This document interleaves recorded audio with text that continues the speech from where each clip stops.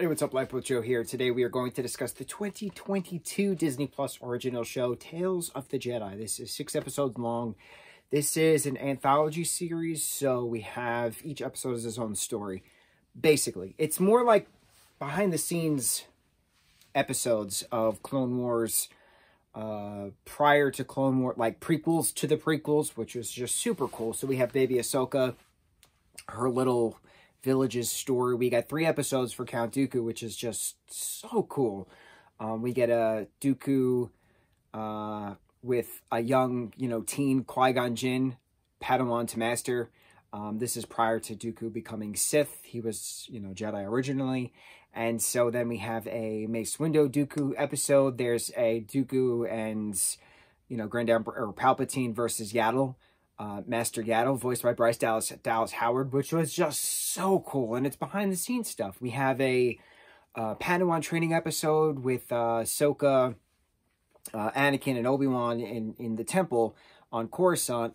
But we have in the background, we have young Kanan Jarrus, well, Caleb Doom, a.k.a. Kanan Jarrus, and his master, Padawan to Master. And to have them be a focal point in the first episode of Bad Batch, to have Kanan as an adult, joining alongside the Ghost team, going through, the different aspects of the Rebel Alliance to defeat the Empire. It was just so cool seeing those little nods, seeing the, well, Ahsoka obviously had to have known Kanan at some point, like they had to have trained at some point together in the temple, just like how Ahsoka had to have somehow at some point trained alongside Grogu at some point during the time in the temple as Padawans.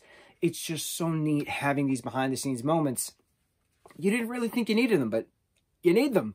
I would love a full Dooku Qui-Gon Jinn story arc of them, training. And that Asajj Ventress is Count Dooku's Padawan. Once he goes Sith, she then becomes his new Padawan. So I want to see that origin bit, because we see that behind the scenes throughout Clone Wars as well.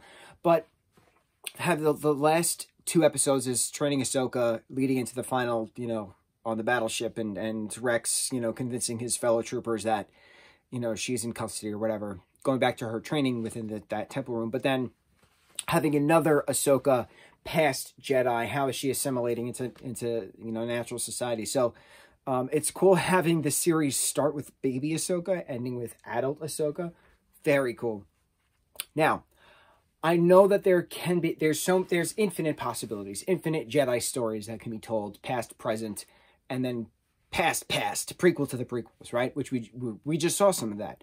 I would love to see more of that Count Dooku Qui-Gon origin. That would be so cool. I would also like to see a Tales of the Sith series. I would also like to see a Tales of the Hunter series, the bounty hunters, right? We know that Boba Fett is with Aurora Singh and the Hunter, and why am I just forgetting everyone's name right now? I have his Lego minifigure right here. I can't remember his name. His ship is it's called the Justifier. Blue hat, giant fedora, a blue face, giant fedora, has the tubes out of his neck. I'm just embarrassing myself for getting his name. Say love it. If it comes to me, it comes to me. Anyway, Boba was with them for quite some time. I would love to see a Tales of the Hunters anthology series. I would love to see a Tales of the Pirates anthology series. There's so many different pirates within the Star Wars universe.